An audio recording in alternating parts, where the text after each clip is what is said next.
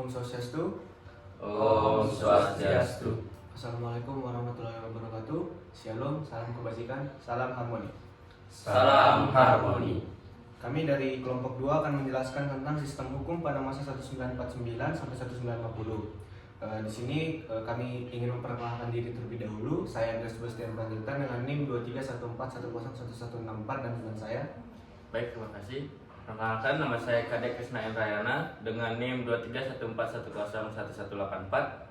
Saya Tonur Tambah NIM 2314101187 dan teman saya Anak Agung Rahagung Fajar Wicaksana dengan nomor NIM 23141011193. Perkenalkan, nama saya Jani Azad Akamal dengan NIM 2314101198. Baik, materi yang pertama akan saya jelaskan dengan judul bagaimana sistem hukum pada masa 1949 sampai 1950. Nah, sistem hukum pada masa 1949 sampai 1950 itu berlaku Konstitusi Republik Indonesia Serikat atau KRIS. Setelah berdirinya Negara Republik Indonesia Serikat berdasarkan hasil KMB pada 1949 dan tata hukum yang berlaku pada waktu itu adalah tata hukum yang terdiri atas peraturan yang dinyatakan berlaku pada masa 1945 sampai 1949 dan produk peraturan baru yang dihasilkan oleh pemerintah Negara Republik Indonesia Serikat selama kurun waktu 27 Desember 1949 sampai dengan 16 Agustus 1950.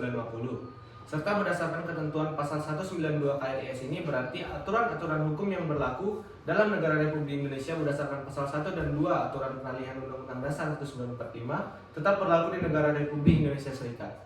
Dan untuk materi nomor 2 akan dijelaskan oleh teman saya.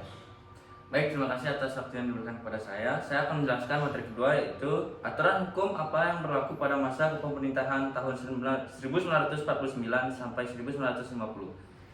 Dalam Konstitusi Republik Indonesia Serikat yang berlaku pada masa 1949 1950, ada beberapa produk dari KRIS atau Konstitusi Republik Indonesia Serikat yang dihasilkan dan disepakati oleh pemerintah Republik Indonesia Serikat atau RIS dengan pemerintahan Belanda di Den Haag yang bersifat sementara. Dalam masa konstitusi RIS, undang-undang darurat yang dibentuk terdapat 43 undang-undang darurat di dalamnya, termasuk tabel di atas sebagian undang-undang yang dibentuk pada masa konstitusi RIS. Di mana dalam masa konstitusi RIS, 43 undang-undang darurat yang dibentuk kebanyakan merupakan undang-undang terkait jalannya suatu pemerintah dan peradilan pada masa konstitusi Republik Indonesia Serikat. Nah, baik, untuk materi tambahan selanjutnya yang diberikan oleh dosen kami akan dipandu oleh teman saya Turah. Sekian, terima kasih. Kemudian akan dilanjutkan pada topik sistem hukum pada masa Hindia Belanda dan juga sistem hukum setelah Indonesia merdeka yang akan dilanjutkan oleh teman saya Wilson. politik hukum pemerintah Hindia Belanda. Jadi pada masa kolonial ini, Belanda ini menerapkan kebijakan politik yang sah yang bertujuan untuk mempertahankan kekuasaan dan imperialisme mereka atas Indonesia. Jadi yang kemudian dikenal juga sebagai Hindia Belanda. Jadi Belanda ini mengedepankan hukum adat dan hukum barat dan juga menghilangkan hukum Islam, sehingga ini juga menimbulkan reaksi dari umat Islam yang berkaitan langsung dengan pengamalan dan penerapan ajaran Islam di masyarakat.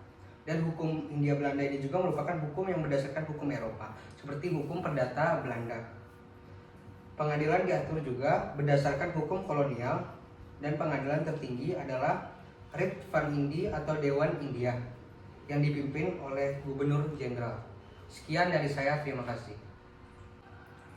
Selanjutnya saya akan menjelaskan mengenai politik hukum setelah kemerdekaan Republik Indonesia yang akan disampaikan oleh rekan saya, yaitu Zina. Baik, terima kasih. Setelah kemerdekaan, Indonesia berupaya membangun hukum nasional berdasarkan kepribadian bangsa dengan fokus pada hukum tertulis. Awalnya, hukum lama masih berlaku untuk mencegah kekosongan hukum. Selama periode 1945 hingga 1959, Indonesia menjalankan demokrasi liberal dengan hukum responsif. Selanjutnya, pada masa era Orde Lama 1950 hingga 1959 digunakan konstitusi UUD. Sementara 1950, tetapi konstituante tidak berhasil membuat konstitusi baru.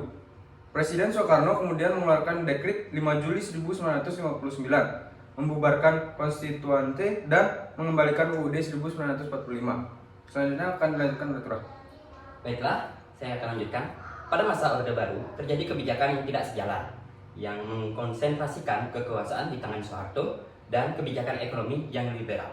Kemudian, masa reformasi bertujuan memperbaiki pasal-pasal Undang-Undang 1945 yang tidak relevan dengan perkembangan zaman, menggantikan hukum yang baru sesuai dengan nilai-nilai budaya bangsa, dan mengubah berbagai undang-undang seperti Undang-Undang Partai Politik, Pemilu, Susunan, dan Kedudukan MPR, DPR, dan DPRD.